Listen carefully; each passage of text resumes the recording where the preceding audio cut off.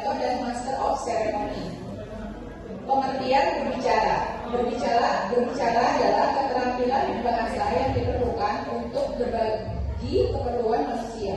Keterampilan berbicara harus dimiliki oleh setiap orang untuk membentuk, menyampaikan informasi kepada siapa saja, dan menguasai konsep dasar berbicara. Tujuan berbicara, jenis-jenis berbicara, dan prinsip umum. Berbicara juga melibatkan persiapan informasi kepada siapa saja. Pendapatan menurut ahli. Berbicara adalah cara yang umum untuk orang berkomunikasi.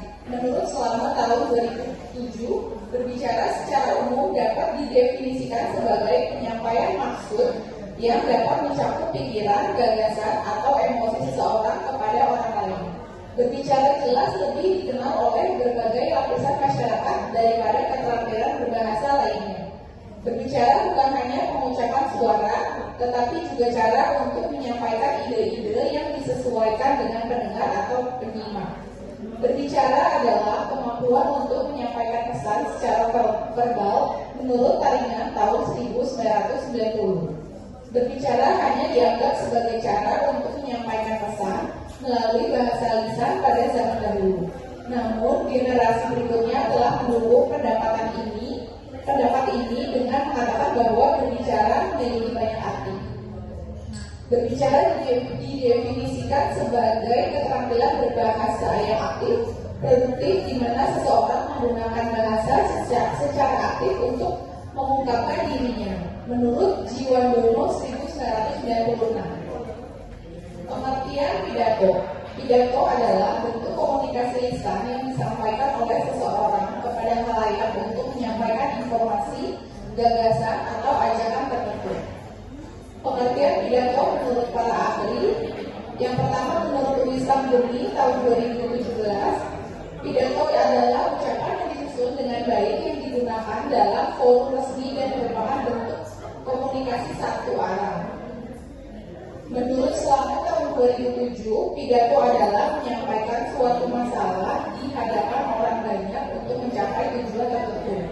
Ini dapat dilakukan untuk musyawarah, memberikan referensi, atau cara lainnya.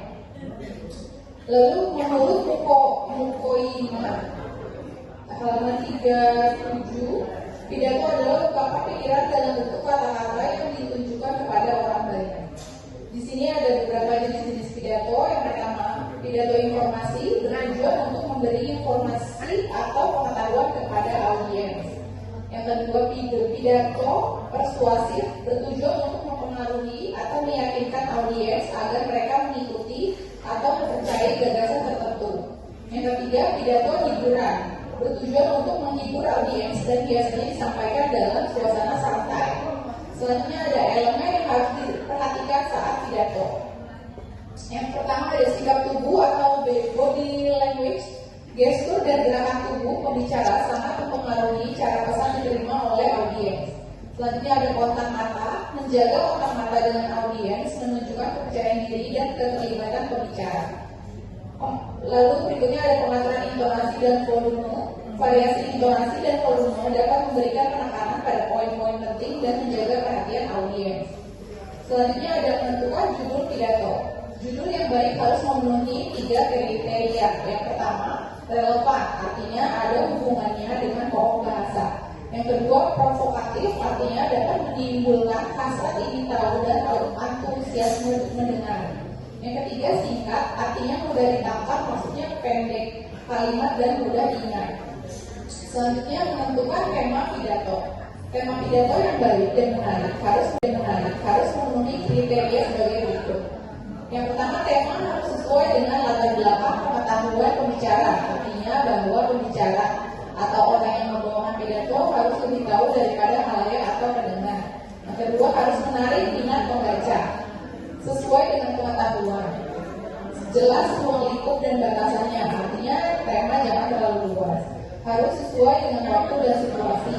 Tema harus ditunjang dengan bahan lain. Macam-macam pidato.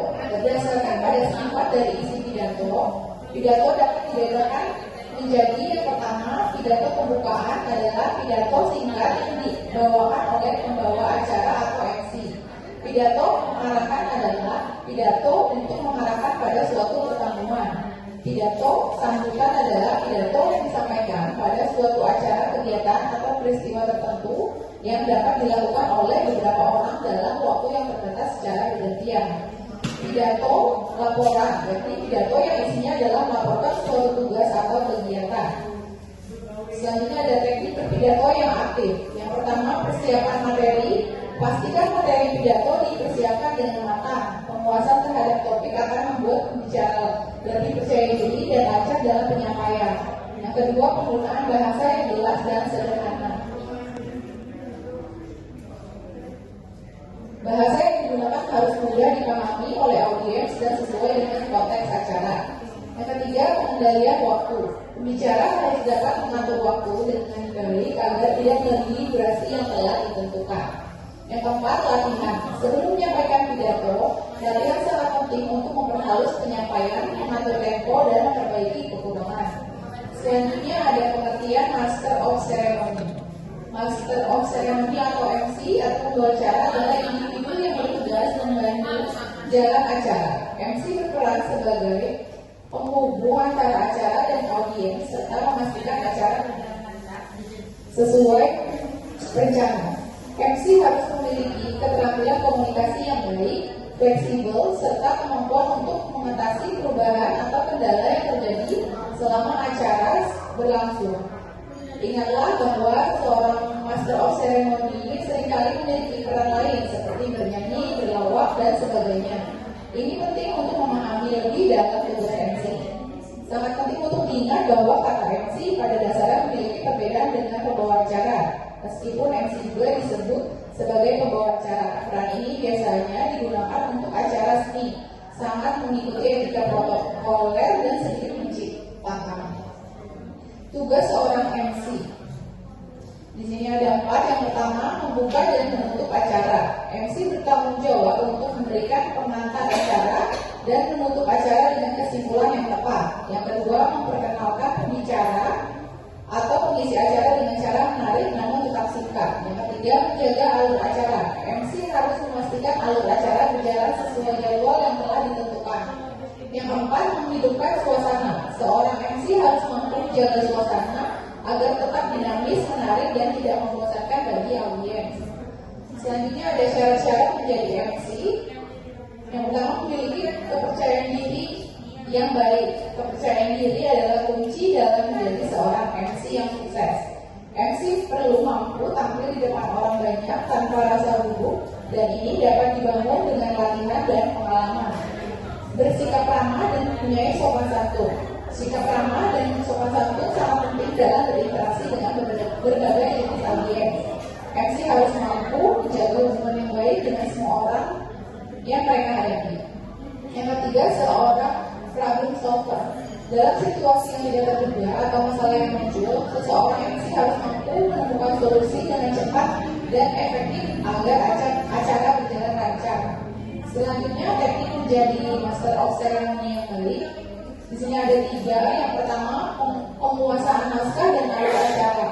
MC harus memahami